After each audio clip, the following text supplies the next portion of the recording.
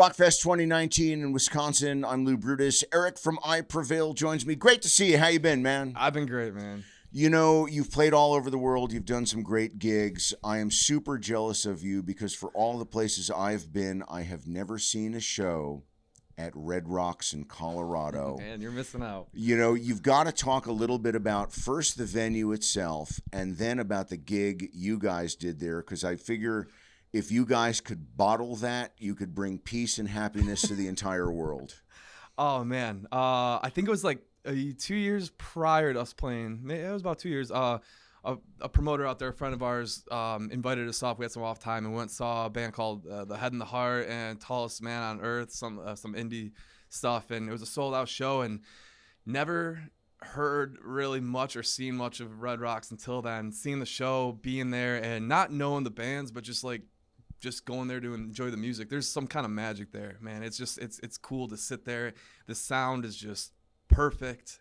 And we were and the view is pretty good too from amazing. The seats. Yeah, it's amazing. There was a storm going on like 50 miles away, so like we're sitting up there and we see this lightning storm way off in the distance, and just listening to music, and it's just perfect mixed in. And so what we were like, oh, this is bucket list. One day we'll play there. And you know, a year or two later, we get the offer to headline there, and got to bring out Animals as leaders to jump on our tour for the day, and Issues and Justin Stone, and we played that show. And while we were warming up and walking around and sound checking, it's like, man, holy crap, this is awesome. And then we get out there on stage, and I think there's 4,000 people there, and it's not like a typical stage where you play and you look down, there's the pit, and then it starts going up. It's like the floor, and then it goes straight up. So you walk out there and you're like, shit, there's a lot of people out there. It's just there's some kind of magic in those mountains, man. It's cool. You know, and certainly the view and the fact that it's just carved out of the side of the Rocky Mountains, but is there something physical about it, that the way it focuses the audience and the energy? Because there are rock clubs and theaters like that, or maybe arenas not so much. You know, the Eagles Ballroom in Milwaukee is a great place that focuses energy. Are there places, other places like that you know that are just always just awesome to play? Oh, man. Nothing right now. Nothing's coming to mind other than Red Rocks, man. Yeah. That's just one of those. Well, that sort of wipes everything away. Yeah, especially this last year. It's just been like I'm still digesting like that night, and that was like a couple months ago. So. Well, you're going to digest that for years and years. Oh, yeah. Now, how did you guys record it for posterity? What did you do? Did you have plenty of cameras there, or did you what we just had our sound, or not our sound guy, camera guy Kurt. He's been with us since the last 3 years, and we had a friend from the label come out, and then all our girlfriends and wives came out, and it's crazy, man. Now looking back on some of that footage, and it's like, damn, we did that. Did that really happen? Yeah. Well, you know what? That's the highest of the highs. There are the non-fun touring things that happen. I call them spinal tapian moments. So let's look at the flip side of the coin. Give me a spinal tapian moment other than a bus catching fire. Oh, man. Well, after the bus caught on fire, a couple tours later, this was last year. Brian, our other singer, had had that vocal polyp and had to have surgery. So we were going on our longest tour, headliner to date, and I think it was 12 shows in. He was like, the whole tour prior was Warped Tour, and he's like, oh, my throat's hurting. I don't know what it is. I don't know what it is. And when you're like a singer and your throat's hurting, you don't know what it is. It's the most stressful thing. Scary, yeah. Yeah, because you can't look in. Like if you're a guitarist and you're like, oh, my hand's cramping up, you go to the doctor and get an X-ray. But when your throat, you look at, is it strep throat? Is it just being allergies or whatever? And it turns out to be something more serious.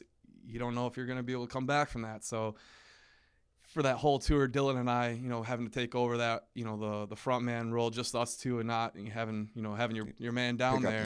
Pick up the slack. Yeah, and that was stressful. And then going into recording and writing the new record, Trauma, that was funny enough. That's the whole Trauma mentality was about the struggles we faced in the last year or two prior. But yeah, that was that sucked. That was hell, man. Yeah. Trying to not sure if he was going to be able to come back and if he was going to be 100% and what we were going to do. But hey, we're here now and better than ever. So.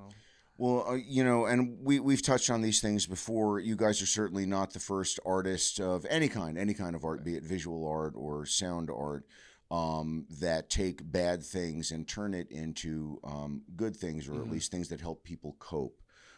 Today is the anniversary of Chester Bennington's Oh passing. It's Chris yeah. Cornell's birthday. The anniversary of Kyle's passing was Mhm. not too long ago. You guys have dealt with some of those things specifically and some of those things generally in various songs. How do you take bad stuff and turn it into good art and something that's positive? I think what we try to do specifically is take these instances and moments that were very hard and just be honest when we're writing music. Not to put like this this record was very not like, hey, we're down, but keep on fighting through. It's gonna get better. It's, you know, sometimes it's, you just need to hear like, hey, this sucks. Like this shit Mm. sucks, but it's, we're together. Other people have been through it. We're doing the same thing. We're dealing with, you know, this shit too.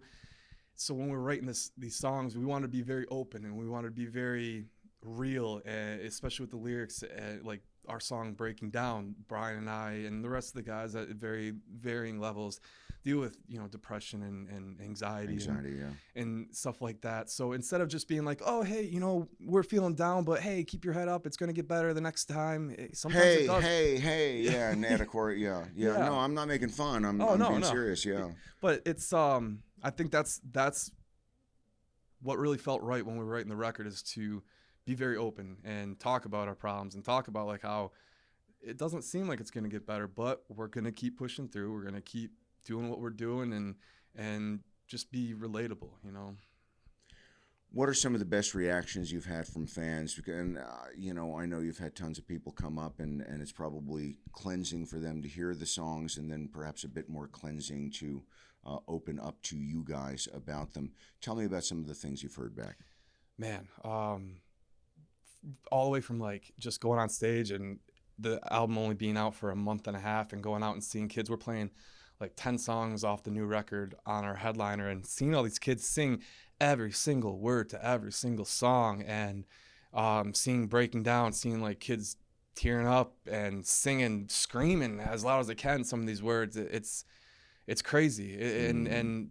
And we heard, we were doing a meet and greet the other day, and these parents came up and they were like, hey, our son wasn't able to make the show, but we want to thank, oh, this was over in the UK, I believe, and said, our son, who's 8, 10 or something like that, we showed him your Breaking Down music. Hey, look, you know, I Prevail's got new music out, and he watched the music video, which is very about like dealing with anxiety and depression on a daily, and how it may not be getting better right now, but just, you know, keep fighting.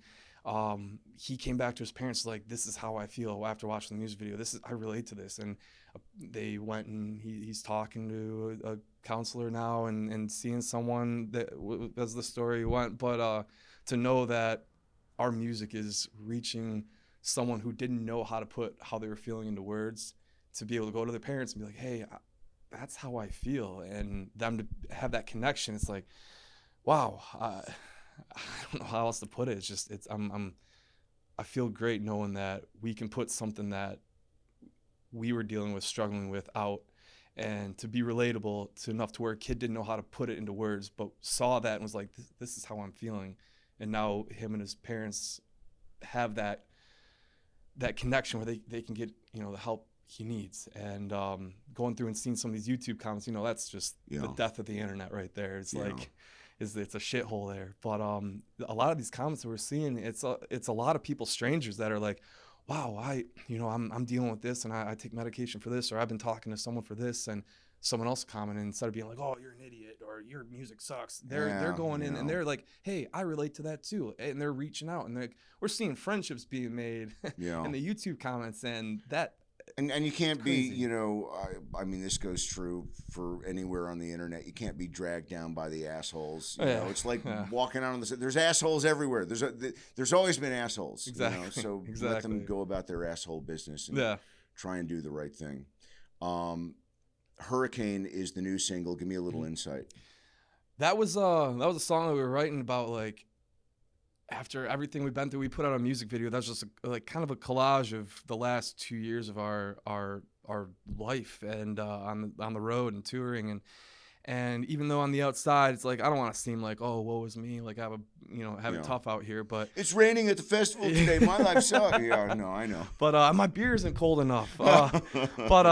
It's like, I had my best friend, my roommate, take his own life back home while we were out on the road. And missing funerals, and like my grandpa and my grandma both passed separately, and I just had to go back out on tour, and each one of us had, similar situations or stories. And it's about just, being grateful for what we got, but also just having to push through things that that suck and that bring you down. And it's a song that tries to make that relatable to everyone. Like, hey, you're not alone. You may feel like this at the time.